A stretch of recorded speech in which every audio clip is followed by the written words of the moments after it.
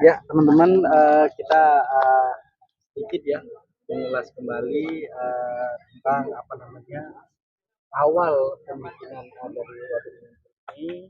Jadi di sini waduk Munjul ini memang terletaknya ya. HP-nya baru. Terletak di kameramen. HP-nya baru. Kelurahan Munjul. Waduh. Memang luas areanya itu sangat-sangat luas di awal ke pembikinan dulu, karena di awal ke pembikinan dulu itu luas areanya itu sekitar 1.700 hektar, Pak. 1.700 hektar. Jadi memang bukan bukan hanya luas waduk, tapi luas keseluruhan.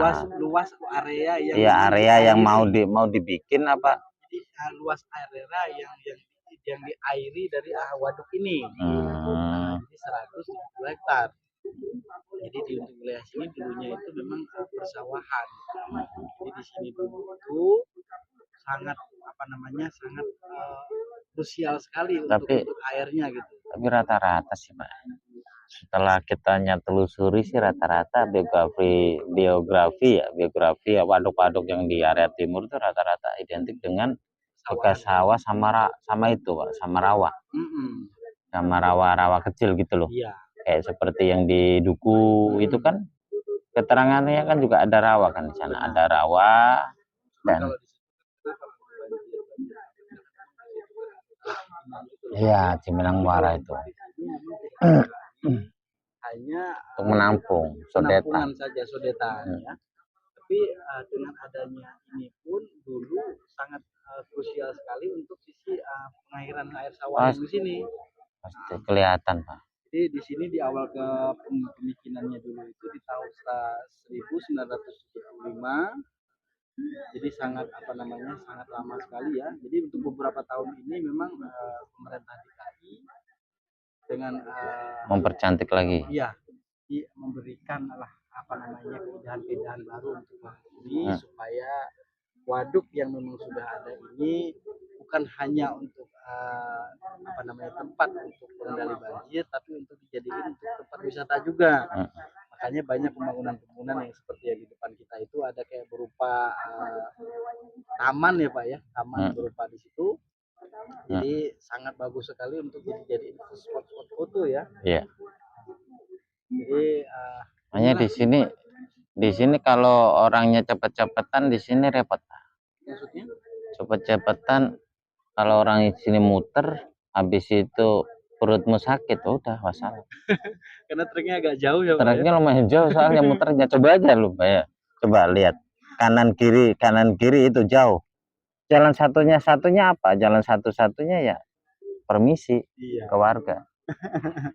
Lah beneran lihat nih. Iya. Setreknya kayak gini. Kita kemarin juga kita udah pernah muter ya, Pak ya. Iya. Kita udah pernah muter. Jadi perjalanan kita ya kisaran setengah jam juga untuk kita jalan santai. Iya. Tapi ya lumayan. Jadi untuk mencari keringat sore. Itu lihat tuh bapak-bapak dengan itu kan. Sambil menikmati Iya, karena beliaunya nanam di sini, dimakmurin di sini, makanya di sini tinggal diprogramkan aja. Programnya itu kan di sini kan sebenarnya banyak kalau bisa sebenarnya. Butuh kekompakan. Iya. Warga sama-sama itu ya, sama petugas-petugas terkait di sini harus kerjasama seperti yang ada di waduk Cibubur Cimanggis itu kan kerjasama itu. Nah, jadi seperti itu. Bantaran sungainya memang banyak dipakai tanahnya untuk warga bukan dipakai ya, dimanfaatkan Bu. Nah, supaya di situ bisa bisa dimanfaatkan buat penanamannya, pengolahan lahannya itu nanti bisa dinikmatin orang banyak gitu kan. Tanah apabila dipakai untuk menanam itu istilahnya paling tidak rumput liar yang tumbuh itu akan teratasi ya. Ya kalau sekarang sih Pak Adi, kalau sekarang sih kelihatan rindang Pak. Rindang. Coba aja nanti kalau menjelang Idul Adha kalau nggak bersih. Hah? Mungkin karena banyaknya pedagang-pedagang iya, korban ya Pak ya. Sapi korban iya, karena keluar dari sini kanan kiri itu penjualan sapi korban. Hmm. Makanya kan seperti halnya Ciliwung. Hmm. Ciliwung kan bantarannya kan kalau lewat setinggi-tinggi begini, tinggi orang kan. Untuk rumputnya kelihatannya nggak kerawat gitu. Padahal bukan nggak kerawat, memang dibikin untuk supaya lebat, nanti diambil rumputnya gitu loh. Ada sobat-sobat ngarit juga yang di kita di wilayah itu ya Pak. Iya, itu dimanfaatkan nanti dibuat pakan ternaknya, maksudnya gitu. Iya, Bukan. jadi memang apa namanya pemanfaatan rumput itu memang bisa cuman kan kalau memang di wisata-wisata istilah kata yang memang kelihatan apa namanya semak belukarnya ini kan kurang juga memang iya, makanya kan di situ kan harus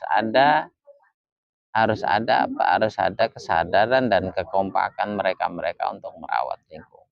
Gini Pak, jadi saya punya plan gitu ya. Bisa nggak sih kalau memang kita datang ke sebuah tempat kayak gini nih, kita bisa untuk menyemprot pestisida untuk yang apa namanya, biar jadi untuk menjaga kebersihannya juga. Kalau saya sih lebih condongnya jangan rumput dimatiin. Mau nggak mau kita harus pakai mesin. Jadi berupa dipotong gitu ya. Nah, kalau saya lebih condongnya itu pakai mesin potong rumput gitu.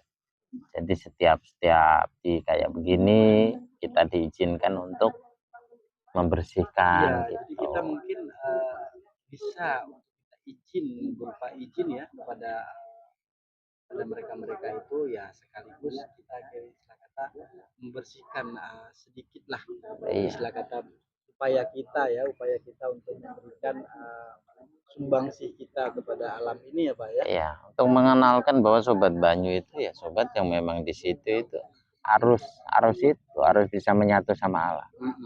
Bukan cuma nama Sobat Banyu, tapi kitanya itu ibarat kata risih atau tidak nyaman dengan alam sekitar kan gitu.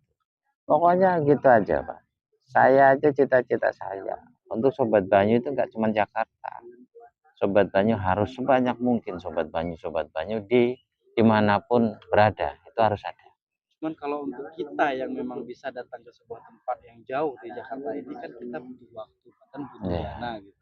Jadi memang kita harus banyak merekrut orang-orang yang memang kita bisa ambilkan istilah kata kalau saya sih lebih condongnya bukan merekrut ya, lebih condongnya saya itu di sana itu merangkul mereka. Merangkul ya lebih. Ya.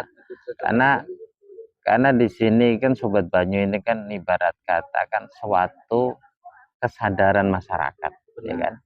Kesadaran masyarakat, dan kita pun dulu juga alhamdulillah walaupun dibilangnya goblok begini, kurang pinter begini, pernah ngaji kan gitu, dia ajarkan sama guru kita untuk selalu menjaga alam, lingkungan dan airnya.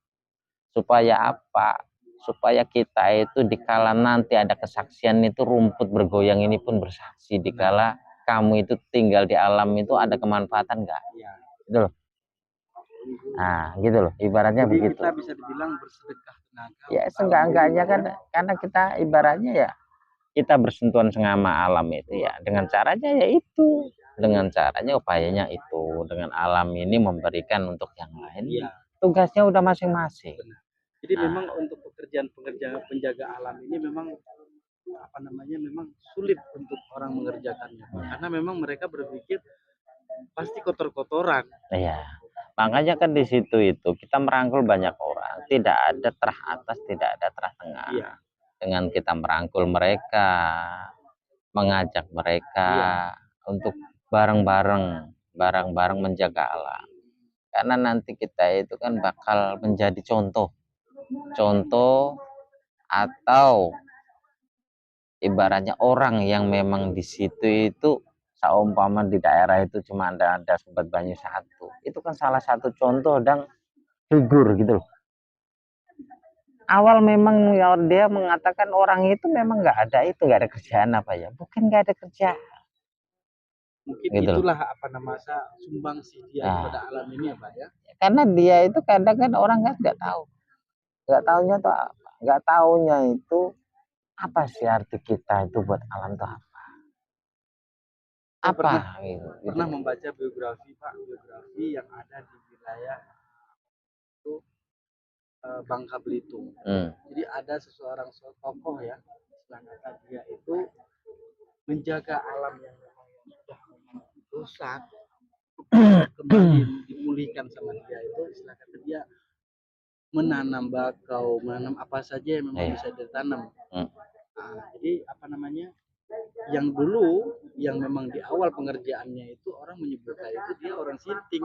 Sinting artinya bukan dia nggak punya pekerjaan, dia itu berusaha memulihkan alam itu, makanya orang menyebutkannya itu sinting. Nggak orang nggak punya kerjaan, nggak ada tujuan Nggak gitu ada kan. tujuan, karena memang rusaknya alam di daerah itu bukan hasil kerja dia, tapi ya dari hasil tambang-tambang yang memang dikerjakan sama orang yang tidak. Jadi untuk seluruh sobat Banyu, Terima kasih untuk support-supportnya, untuk komennya selama ini, karena kita juga berjalan bukan sendirian, tanpa dukungan kalian kita bukan apa-apa. Ya.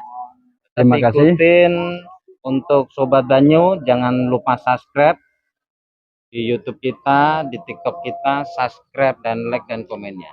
Sobat Banyu 0701 di YouTube kita, TikToknya Sobat Banyu 0701, Instagramnya serta Instagram kita juga teman-teman boleh ikutin Sobat Banyu Nusantara 0701. Terima kasih untuk semuanya Sobat Banyu. Jaga alam, jaga lingkungan, jaga air. Terima kasih. Terima kasih.